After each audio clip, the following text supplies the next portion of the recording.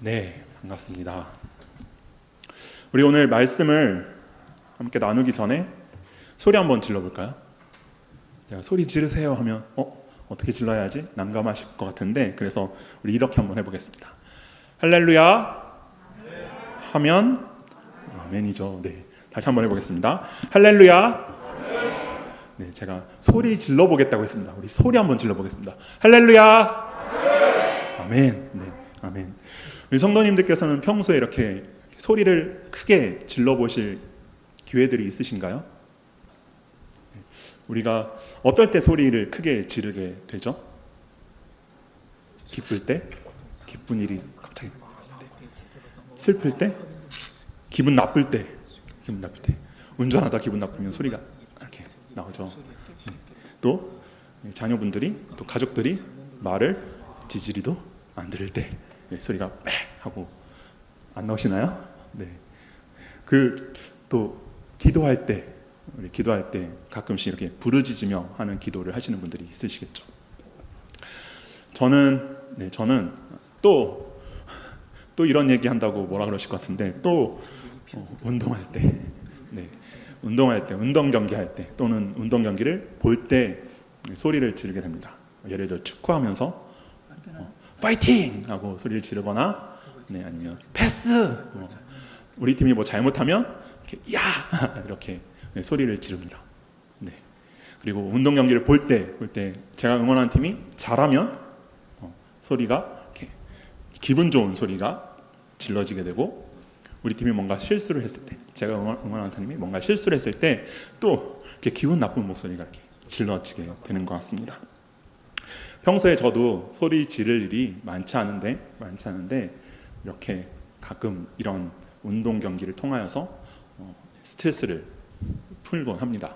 네, 그렇다고 제가 스트레스를 자주 받는 건 아니에요. 즐겁게 사역하고 있습니다. 오해하지 마십시오.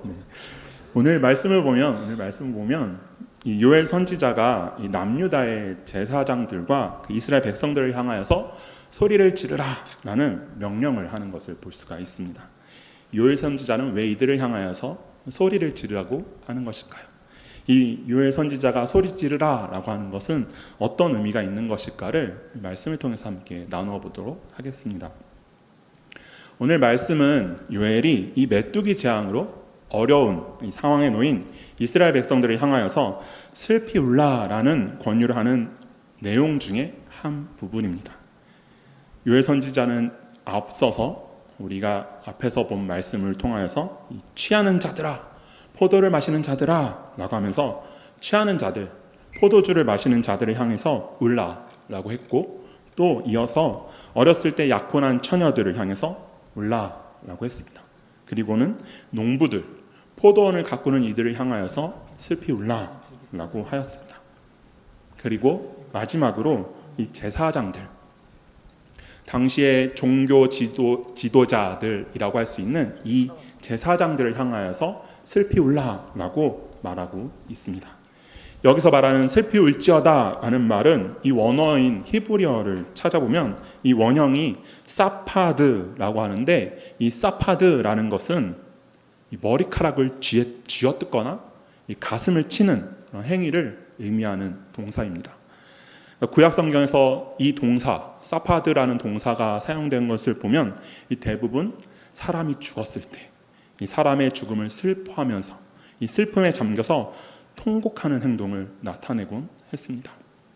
그럴 때 머리카락을 쥐어뜯거나 가슴을 치면서 슬피 울라라고 했던 것입니다. 그리고 예언서에 이 단어가 등장하는 많은 경우에는 가슴을 치면서 회개한다 라는 의미를 갖고 있었습니다. 요엘 선지자가 제사장들에게 이 슬피 울지어다 라고 말하는 것은 이 제사장들에게 지금 처한 이 상황, 메뚜기 떼의 공격을 받은 이 상황을 마치 남유다 전체가 이 장례를 치르는 것과 같이 슬퍼해야 한다라는 것을 말하고자 함이었던 것입니다. 이렇게 제사장들이 장례를 치르는 그러한 때와 같이 이 가슴을 치면서 하나님 앞에 엎드려 이 이스라엘 백성들의 죄를 회개해야 한다라는 것을 말하고자 하였던 것입니다.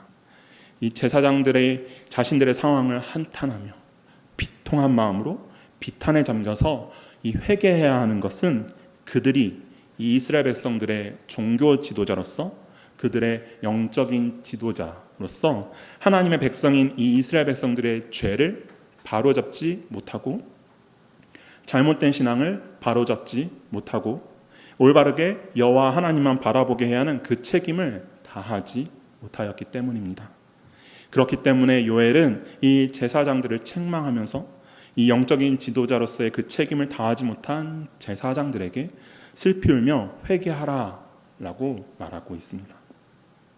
그러면서 이 제사장들의 역할을 설명하는 것처럼 보이는 그런 표현이 있습니다. 이 제단에 수종드는 자들과 하나님께 수종드는 자들이라는 표현입니다. 이 제단에 수종을 들고 하나님께 수종을 드는 것이 마치 제사장들의 역할처럼 보이지만, 이 표현은 또한 이 성전에서 제사와 관련해서 그 일을 맡아서 하는, 그 일들을 하는 레위 지파 사람들을 가리키는 표현일 수도 있습니다. 그런데 이들이 이 제단에 수종드는 자들, 하나님께 수종드는 자들이 이 레위 지파든 제사장이든 이 공통된 것은 다른 백성들과는 다르게 이들은 성전에서 제사를 드리고 성전을 관리하는 일에 집중하는 그러한 일들에 헌신된 자들이었다라는 것입니다. 요엘은 이렇게 하나님의 성전에서 하나님께 제사를 드리기 위한 역할을 감당했던 모든 사람들에게 공통적으로 말하고 있습니다. 너희는 모두 회개하라. 너희는 모두가 너희가 지은 죄들을 슬퍼하며 회개하라 라고 말합니다.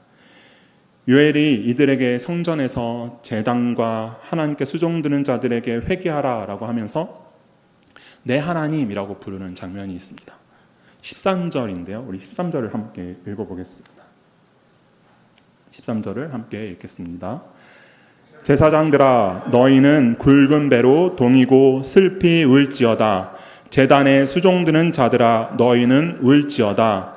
내 하나님께 수종드는 자들아, 너희는 와서 굵은 배 옷을 입고 밤이 새도록 누울지어다. 이는 소제와 전제를 너희 하나님의 성전에 드리지 못함이로다. 아멘. 이 요엘은 내 하나님께 수종드는 자들아 라고 합니다. 여호와 하나님, 이 하나님은 요엘만의 하나님이었을까요? 아닙니다. 그렇지 않습니다. 하나님은 요엘 선지자만의 하나님이 아니라 모든 이스라엘 백성, 남유다 백성들의 하나님이었습니다. 하지만 이 시기에, 이 당시에 메뚜기 떼의 공격을 받았던 이때에 이 사람들은 제사장부터 해서 이 레위 지파 사람들, 그리고 모든 이스라엘 백성들이 모두가 하나님에 대한 그 믿음을 온전하고 올바르게 지키지 못했었습니다. 그러한 당시의 상황에서 요엘 선지자는 자신만큼은, 나만큼은 이 하나님에 대한 믿음을 온전히 지키고 있다는, 그리고 계속해서 이 믿음을 지켜나가겠다는 그런 다짐을, 그런 결단을 하는 표현입니다. 다른 사람들은 모두가 하나님을 버려도, 다른 사람들 모두가 하나님을 버리고 다른 신을 섬기고 우상 숭배를 하여도 나만큼은 하나님을 내 하나님으로 부르며 하나님을 섬기겠다라는 그런 믿음의 선포가 나타나는 표현입니다. 우리 성도 여러분들에게도 이러한 믿음의 선포가 있기를 간절히 바랍니다. 아무도 믿지 않는다 하여도, 아무도 나의 믿음을 인정하지 않는다 하여도, 아무도 나와 함께 하지 않는다 하여도 나만큼은 내 하나님을 섬기겠다. 나만큼은 내 하나님을 예배하겠다. 나만큼은 내 하나님의 이름을 부르며 그분의 이름을 높이겠다라는 그러한 다짐의 선포가, 그러한 믿음의 선포가 우리 안에 있기를 소망합니다. 그리고 요엘은 계속해서 굵은 베옷을 입고 밤이 새도록 누울지어다라고 말을 이어갑니다. 굵은 베옷을 입으라라는 표현은 회개하라라는 것을 의미합니다. 당시 이스라엘 사람들은 회개할 때, 하나님께 회개할 때, 회개 기도를 할 때 베옷을 입곤 하였습니다. 느헤미야를 보면 이스라엘 백성들이 포로로 있다가 돌아온 후에 이방 사람들과 결혼하였던 것을 회개할 때 베옷을 입었다라는 장면이 나옵니다. 우리 느헤미야서 9장 1절과 2절 말씀인데요. 제가 한번 읽겠습니다. 그 달 29날에 이스라엘 자손이 다 모여 금식하며 굵은 배 옷을 입고 티끌을 무릅쓰며 모든 이방 사람들과 절교하고 서서 자기의 죄와 조상들의 허물을 자복하고. 아멘. 회개할 때 굵은 베옷을 입고 회개하는 모습이 있었다라는 것을 보여주는 장면입니다. 그리고 또한 밤이 새도록 누울지어다라는 것은 말 그대로 밤을 새는 겁니다. 제사장들이 회개할 때 성전에서 밤을 새어가며 회개하라라고 말하고 있습니다. 밤을 새면서까지 회개해야 한다라는 것입니다. 어떤 상황인지 느낌이 오시나요? 밤을 새면서까지 잠도 자지 않고 쉬지 않고 계속해서 기도해야 하는데, 회개해야 되는데 그 회개의 기도를 밤이 새도록 하라라는 말씀입니다. 그만큼 이 제사장들과 또 이와 같은 종교 지도자들은 메뚜기 떼의 공격으로 피폐해진 당시의 상황을 아주 무겁게 받아들이고, 그래서 매우 깊이 슬퍼하며 애통해하며 밤을 새어가면서까지 회개해야 했던 것입니다. 그것이 하나님께서 이들에게 원하는 그러한 모습이었습니다. 그들의 그러한 모습이 다른 이스라엘 백성들에게 영향을 줄 수 있었기 때문입니다. 그렇게 영향을 주었을 때 모든 이스라엘 백성들이 이 제사장들의 모습을 보면서 함께 회개할 수 있었기 때문입니다. 그래서 이후에도 요엘은 이 제사장들뿐 아니라 이 이스라엘 백성들에게 동일하게 회개를 하라라고 권면하는 장면이 나옵니다. 요엘서 2장 12절과 15절인데요. 제가 12절부터 15절인데 제가 읽겠습니다. 여호와의 말씀에 너희는 이제라도 금식하고 울며 애통하고 마음을 다하여 내게로 돌아오라 하셨나니 너희는 옷을 찢지 말고 마음을 찢고 너희 하나님 여호와께로 돌아올지어다. 그는 은혜로우시며 자비로우시며 노하기를 더디하시며 인애가 크시사 뜻을 돌이켜 재앙을 내리지 아니하시나니 주께서 혹시 마음과 뜻을 돌이키시고 그 뒤에 복을 내리사 너희 하나님 여호와께 소제와 전제를 드리게 하지 아니하실는지 누가 알겠느냐. 너희는 시온에서 나팔을 불어 거룩한 금식일을 정하고 성회를 소집하라. 아멘. 이렇게 요엘은 제사장들과 이 하나님의 성전에서 일하는 사람들만 회개하라라고는 하지 않았습니다. 모든 백성들이 하나님 앞에 함께 나와 회개해야 한다라고 말합니다. 그러나 그 전에 그들보다 먼저 하나님 앞에 슬피 울며 회개해야 하는 사람들이 바로 제사장들이다. 하나님 성전에서 하나님을 섬기는 사람들이다 라고 이야기하고 있습니다. 이 성전에 하나님께 드릴 제물이 없다라고 하는데, 그 제물이 없다라는 것은 그 제사드릴 제물을 없애신 분이 하나님이시다라는 겁니다. 이 성전에서 제사를 드릴 제물이 없고 그 제물들을 없애신 분이 하나님이시다라는 것은 우리가 한번 깊이 생각해 봐야 합니다. 하나님께서 그 죄인들의 제사를 안 받겠다라고 하시는 겁니다. 성전은 하나님께서 임하시는 곳이고, 그리고 그곳에서 하나님께 예배를 드리고 제사를 지내야 하는데 하나님께서 그들이 드리는 제사를 받지 않겠다라고 하신 것입니다. 그들이 드리는 제사를 기뻐하지 않으셨기 때문에 그 제사를 받지 않으시겠다라고 하시는 겁니다. 그래서 그 모든 제물들을 없애신 것입니다. 하나님의 백성인 이 이스라엘 백성들이 하나님께 제사를 지내지 못하게 된 것, 하나님의 백성인 이 이스라엘 백성들이 하나님께서 하나님의 백성들에게 제사를 지내지 못하게 만드신 것, 그 책임이 제사장들에게 있다라는 것을 깨닫게 하셨고, 그렇기 때문에 그들이 먼저 하나님 앞에 베옷을 입고 나아가 밤새워 슬피 울며 회개해야 한다라고 말하고 있습니다. 앞에서도 말씀드렸듯이 하나님의 백성들이 타락하여서 하나님 앞에 죄를 지은 것은 이 제사장들과 같은 종교 지도자들의 잘못이 컸습니다. 물론 그들 중에는 올바른 믿음의 길을 가는 사람들도 극소수이지만 있었을 것입니다. 다른 백성들이 모두 악행을 저지를 때에도 자신에게 맡겨진 그 사명을 묵묵히 감당했던 사람들이 있었을 것입니다. 하지만 자신이 그렇게 살았다 하여도 다른 백성들을 올바른 길로 인도하지 못하였다면 요엘 선지자가 오늘 말하고 있는 이 말씀에서 결코 자유로울 수 없었을 것입니다. 구약 성경을 보면 예레미야에게는 이 백성들의 죄를 이 자신의 죄로 알고 앞장서서 회개하였던 모습이 있었습니다. 예레미야에게 이런 모습이 있었습니다. 다니엘도 바벨론에서 이 포로 생활을 하면서 이스라엘의 회복을 간절히 구하면서 이 다른 사람들보다 자신이 먼저 앞장서서 회개의 자리로 나아가는 모습이 이 다니엘에게 있었습니다. 이처럼 올바르고 진실된 믿음을 가진 사람이라면 자신이 먼저 하나님께 나아가는 모습을 보여야 하고 자신이 먼저 회개하는 모습이 있어야 하는 것입니다.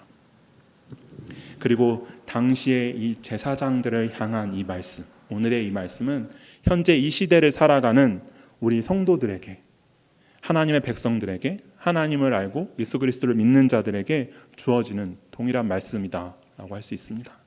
우리가 살아가는 이 삶 속에서 하나님을 아는 자들로서, 예수 그리스도를 믿는 자들로서 바로 우리 성도들이 감당해야 할 모습이다라는 것입니다. 이 시대를 위해, 이 세대를 위해, 우리가 속한 교회 공동체를 위해, 내가 속한 가정 공동체를 위해 성도된 나 자신이 먼저 하나님 앞에 나아가야 한다라는 것입니다. 그리고 그 공동체에 어려움이 있을 때, 이 시대에, 이 세대에 어려움이 있을 때, 환난이 있을 때, 고통이 있을 때, 고난이 있을 때 가장 먼저 우리 자신의 모습을 되돌아보고 또 회개해야 할 것이 있다면 회개하면서 하나님만 바라보고 하나님만 집중하고 하나님만 의지할 수 있는 그러한 우리의 믿음이 있어야 하겠습니다. 그러한 우리의 모습을 보고 믿음이 없는 자들이, 믿음이 연약한 자들이 하나님께 돌아올 수 있음을 기억하시기 바랍니다. 자신들의 모습을 보면서 이전까지 하나님을 알지 못하던 자들이 하나님을 깨달아 알게 되고, 하나님을 알지 못하여서 죄를 깨닫지 못하였던 자들이 자신들의 죄를 깨달으며 하나님께 돌아올 수 있음을 꼭 기억하시기 바랍니다. 에스라도 그랬습니다. 에스라 10장 1절 말씀인데요, 우리 함께 찾아서 읽어보면 좋겠습니다. 구약성경 724면입니다. 에스라 10장 1절입니다.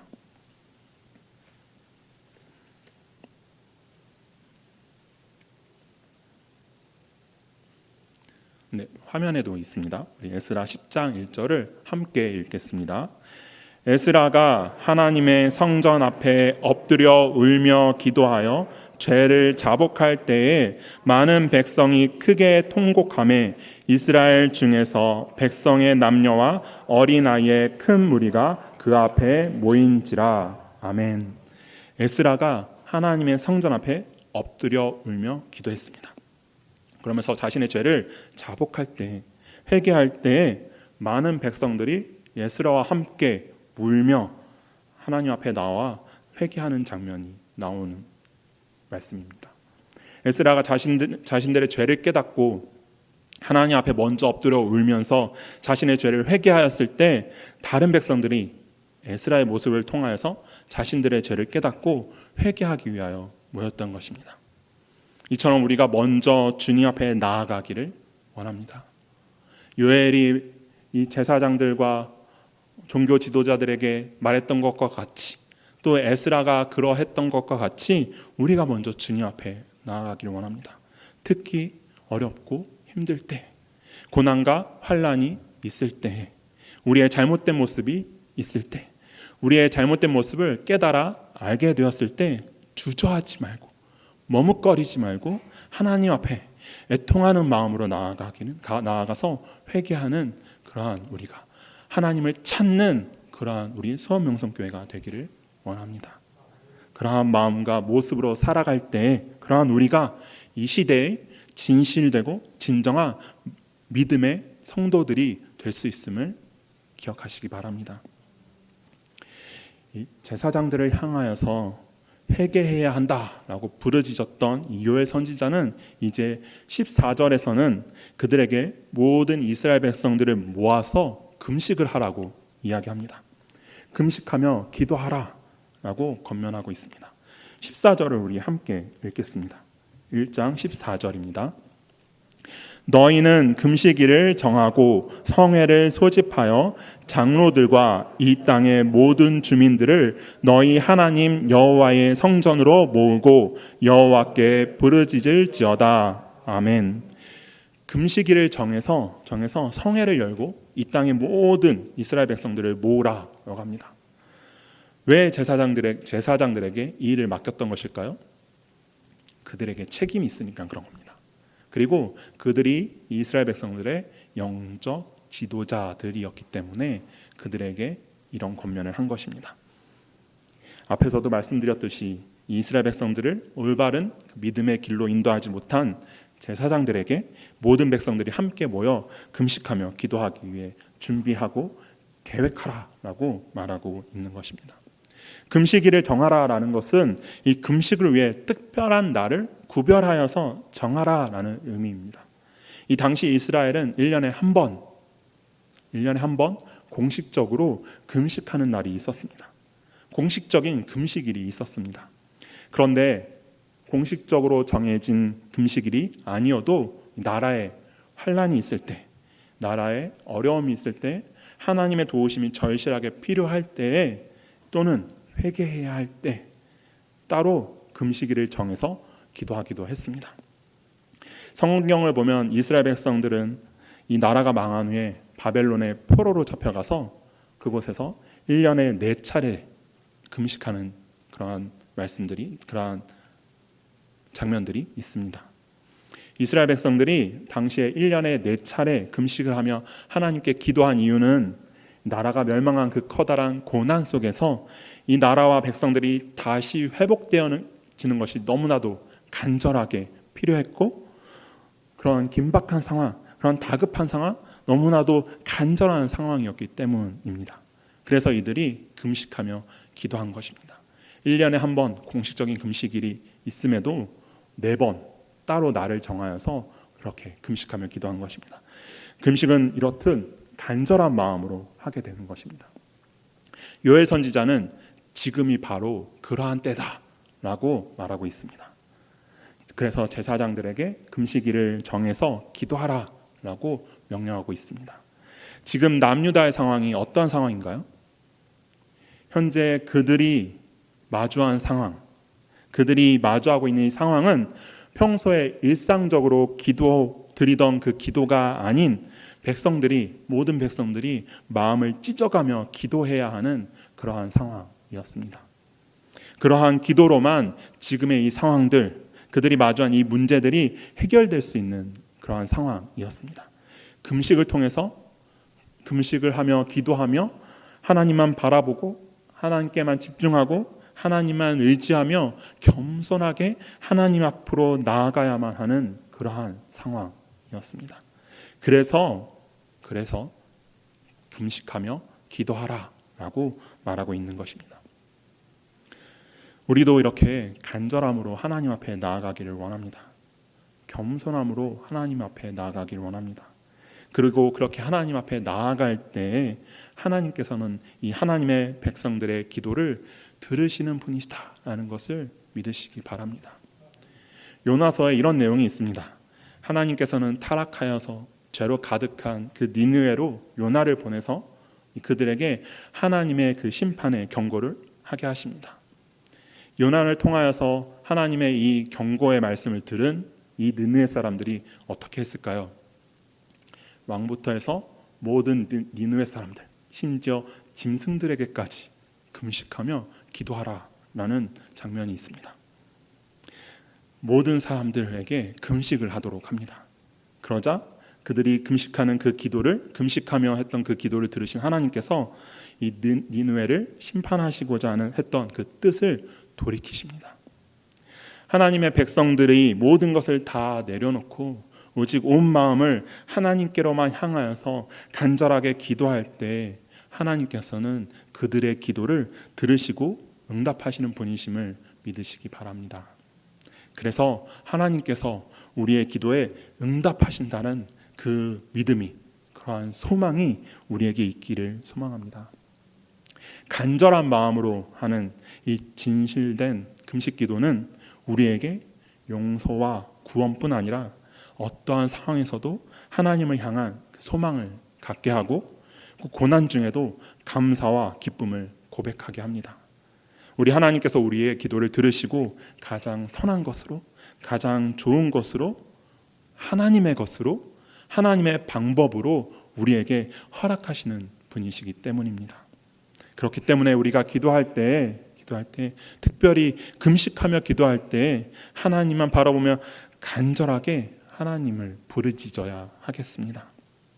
그래서 우리를 용서하실, 우리를 구원하실, 우리에게 은혜들을 허락하실 그 하나님을 소망하며 하나님을 찾는, 하나님만 찾는 그런 우리 모두가 되기를 간절히 소망합니다. 그런데 그냥 금식일을 정해서 기도하라라고 하지 않았습니다.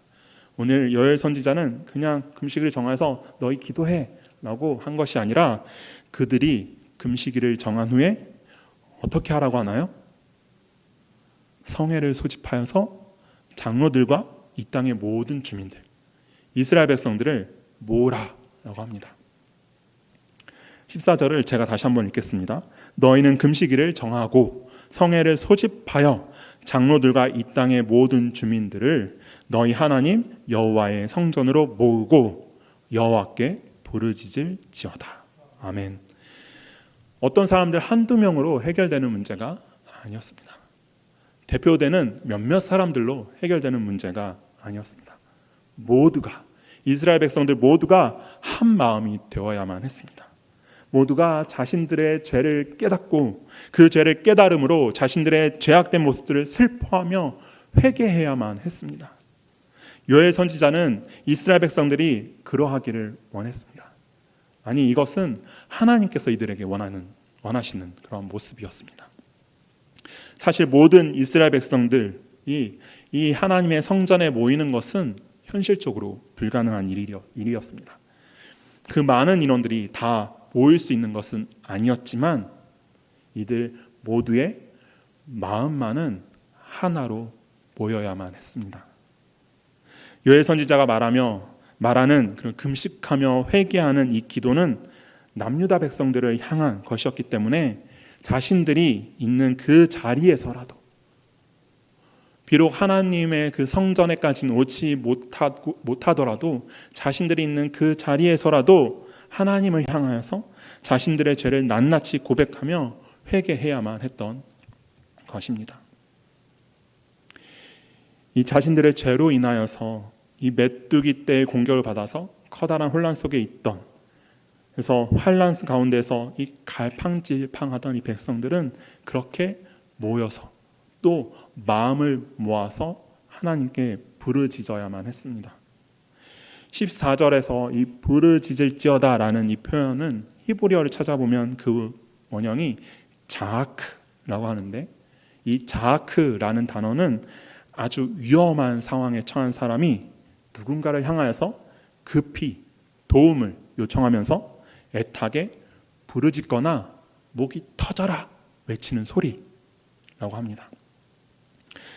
이 출애굽기를 보면 이 애굽에서 노예 생활을 하면서 온갖 힘든 일들을 당했던, 핍박과 박해를 받았던 이 이스라엘 백성들이 그 고난과 고통으로부터 벗어나게 해달라고, 우리 좀 살려달라고 하나님께 부르짖는 장면이 있는데, 그때 사용한 단어가 바로 이 자아크입니다. 요엘은 당시 메뚜기 떼의 공격을 받은 이 남유다가 이와 같이 아주 긴박한 상황에 놓여 있다고, 아주 절박한 상황이다라고 여겼고, 이러한 때에 유다 백성들이 아주 간곡하게 절실한 마음으로, 간절한 마음으로 여호와 하나님을 불러야 한다, 부르짖어야 한다라고 말하고 있습니다. 우리는 삶이 어려울수록 더욱 하나님을 찾아야만 합니다. 삶이 힘들수록 하나님을 찾아야만 합니다. 고난과 역경이 있을 때 더욱 하나님의 이름을 불러야 합니다. 부르짖어야 합니다. 우리는 하나님께 부르짖어야 하는 사람들입니다. 하나님, 나 좀 도와주세요. 하나님, 나 좀 살려주세요. 하나님만 도와줄 수 있어요. 하나님만 살려줄 수 있어요. 제발 나 좀 도와주세요. 제발 나 좀 살려주세요. 라고 부르짖는 우리가 되기를 원합니다. 그렇게 하나님께 부르짖어야만 하는 사람들인 것을, 우리는 모두 그러한 사람이다라는 것을, 그러한 존재다라는 것을 잊지 마시기 바랍니다.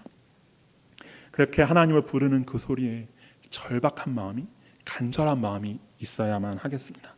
정말 주님 아니면 안 됩니다 라는 마음이 우리 안에 있기를 바랍니다. 사실이잖아요. 우리 주님 없으면 안 되잖아요. 그렇죠?